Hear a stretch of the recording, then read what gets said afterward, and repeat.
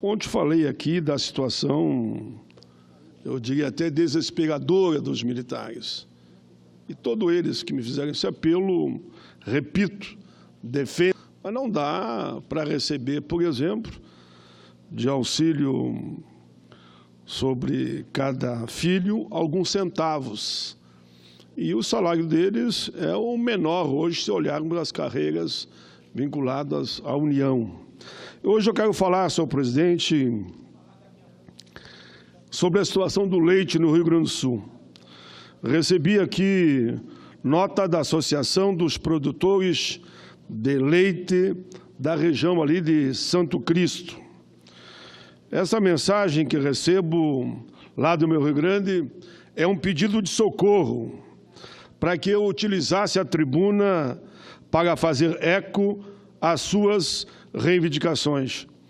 Eles solicitam simplesmente, senhor presidente, que o sistema bancário possibilite auxílio financeiro, principalmente nos débitos, a favor dos produtores de leite do Estado que sofreram prejuízos em função da mobilização dos caminhoneiros. Eles não estão criticando aqui os caminhoneiros, eles só sabem que tiveram que botar fora milhares e milhares de litros de leite. É fato e é real, eu vi lá no meu Rio Grande. Porque o transporte do leite não aconteceu da propriedade dos agricultores para a cidade, ocasionando assim o descarte do produto e o decorrente dano à economia dos produtores. Eles reiteram que respeitam e são solidários às reivindicações dos caminhoneiros. O próprio prefeito de Santo Cristo, o senhor Adair Philipsen, informa que não é só Santo Cristo, que inúmeros, dezenas de municípios do Rio Grande, produtores de leite, decretaram ou estão para decretar situação de emergência. Somente em Santo Cristo, como exemplo, maior produtora de leite da região da Grande Santa Rosa, a produção média diária ultrapassa a 175 mil litros de leite. Repito, 175 mil litros de leite somente ali, na região da Grande Santa Rosa. Portanto, senhor presidente, fica aqui esse meu apelo, esse pedido de socorro em nome dos produtores de leite.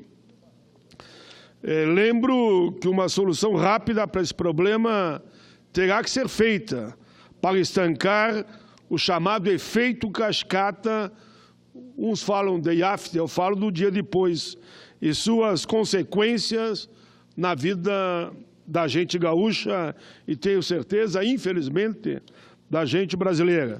Está aqui a moção assinada por todos, que eu vou deixar registrado, senhor presidente. E reafirmo aqui, eles foram solidários aos caminhoneiros, como eu também fui. Senhor presidente, hoje é 5 de junho,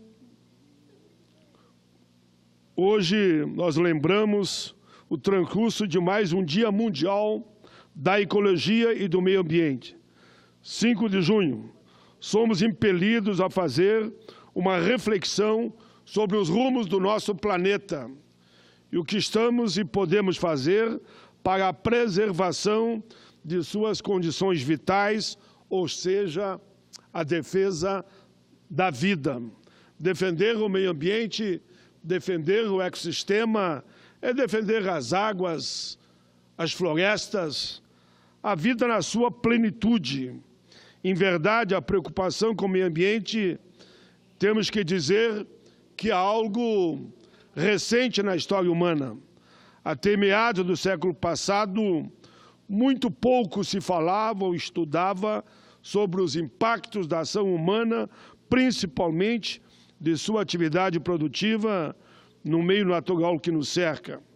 Senhoras e senhores, para terem uma ideia, foi apenas no final do século XIX que surgiu a disciplina denominada ecologia, termo originado das palavras gregas, oikos, que quer dizer casa, e logos, que significa estudo. E é exatamente disso que se trata, senhor presidente. O meio ambiente trata da nossa casa, do nosso lar, onde vivemos, onde exercitamos essa experiência monumental chamada vida. É justamente a partir deste sentimento de que o planeta Terra é realmente a nossa casa, que devemos fortalecer a absoluta necessidade de cuidar dela, protegê-la e, sobretudo, respeitá-la. Quem aqui gostaria de chegar em seu domicílio, encontrar a casa suja, esculhambada, com manchas escuras, com ar-condicionado quebrado, problemas de manutenção em todas as áreas? Se a nossa casa é o planeta, nós temos que preservar, como se fosse o lar que moramos, que não deixa de ser o nosso lar, o planeta, a nossa casa. Por isso, senhores e senhoras, é com esse espírito, com a preocupação de quem está reformando e cuidando de sua própria casa, que devemos avaliar todas as graves questões ecológicas contemporâneas, cujas consequências catastróficas podem ser maiores do que imaginamos. Constatado, portanto, os danos ambientais que produzimos ao longo dos tempos, notadamente desde a Revolução Industrial, finalmente a humanidade acordou para os desatinos que eram cometidos em nome da atividade econômica, em detrimento das condições da nossa casa, o planeta. A grande catástrofe ambiental que envolveu um petroleiro inglês na década de 60, deixando na costa britânica uma grande mancha de mais de 300 quilômetros, foi o grande alerta de que o mundo precisava de freios, de uma reflexão sobre o que estamos tratando, os meios naturais que dispomos. Em 1972, foi realizada a primeira Conferência das Nações Unidas sobre o Meio Ambiente, foi na Suécia. Começavam ali os esforços internacionais para uma governança global sobre o meio ambiente e o clima, tendo inclusive criado a efêmere que hoje celebramos e debatemos. Foram necessárias mais de 2 décadas, entretanto, para que esse debate crescesse, ganhasse força, ecoasse e estivesse na agenda mundial, culminando com a realização da Eco 92, no Rio de Janeiro, cujos resultados e discussões pavimentaram o caminho para os acordos ambientais que viriam a surgir. Não foi por acaso, senhor presidente, que naquele momento sediamos a mais importante conferência mundial sobre o meio ambiente. Afirmávamos ali a condição de sujeito e potência ambiental global, assumindo um papel de relevo que iria se consolidar ainda mais nas décadas vindouras. As esperanças de uma grande concertação mundial sobre o meio ambiente e seus impactos, então, alcançaram expressão máxima com o Protocolo de Quioto em 1997. Naquele momento, mesmo que os Estados Unidos, sem assiná-lo, o mundo desenvolvido reconhecia, por meio do tratado, a necessidade imperiosa de monitorar e diminuir significativamente suas emissões de gases poluentes. Ao mesmo tempo, reconhecia-se também o direito das nações emergentes ao desenvolvimento sustentável, estabelecendo uma política de compensação e troca de compromissos de controle ambiental. Desde então, o debate se consolidou. Assim, nos grandes fóruns internacionais, avançamos, embora os inquestionáveis avanços tenham sido acompanhados de alguns fracassos, é verdade. O fato é que, mesmo que com o ceticismo de uma minoria de cientistas e pesquisadores que apregou a incapacidade humana em alterar o rumo das chamadas mudanças climáticas, a humanidade não pode correr o risco de pagar para ver e apostar em um fatalismo que esconde as nossas insofismáveis responsabilidades. No mês passado, um grupo de cientistas que monitora o derretimento das geleiras da Antártida sinalizou, por meio de projeções, que a situação pode ser pior do que imaginávamos, talvez sem a possibilidade do retorno futuro.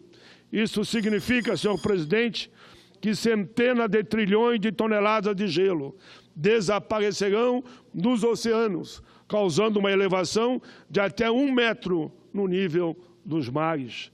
Trata-se de um alerta da mais alta gravidade, meus caros colegas. É necessário que o mundo inteiro tome consciência desta situação absolutamente alarmante, senhor presidente, e que possamos agir com mais força e de maneira decisiva na questão climática, conjugando esforços para que o seu enfrentamento aconteça. Como já disse, nosso país nunca se furtou ao debate franco e direto sobre o tema, assim como ao compromisso de levar adiante, sem qualquer desvio, as metas nacionais. Nossa principal fonte de emissão, o desmatamento, já apresenta uma queda de mais de 80% em relação aos índices coletados em 2004. No que tange aos gases do efeito estufa, já atingimos 62% da meta estabelecida para a redução, tendo como referência os níveis apresentados em 90. Dessa maneira, o Brasil não somente reafirma a sua adesão ao ambientalismo, mas mostra ao mundo um modelo possível e autônomo, cuja matriz se baseia na sustentabilidade e na consciência ambiental. Como disse a presidenta Dilma Rousseff, mostramos que é plenamente possível aliar crescimento, distribuição de renda e proteção ao meio ambiente, combinado com inovação, competitividade e redução da desigualdade. O fato, nobres colegas, é que de pouco vale o crescimento econômico bruto de um país se esse não for para todos e em condições sustentáveis, sob pena desses recursos gerados não serem aproveitados. Esta é a solução, senhor presidente, que modestamente oferecemos ao mundo. É claro que muito ainda temos que avançar na questão ambiental no nosso querido país, o nosso Brasil, a nossa pátria, mas sua força e o seu resultado já mostram de maneira equivocada que estamos avançando.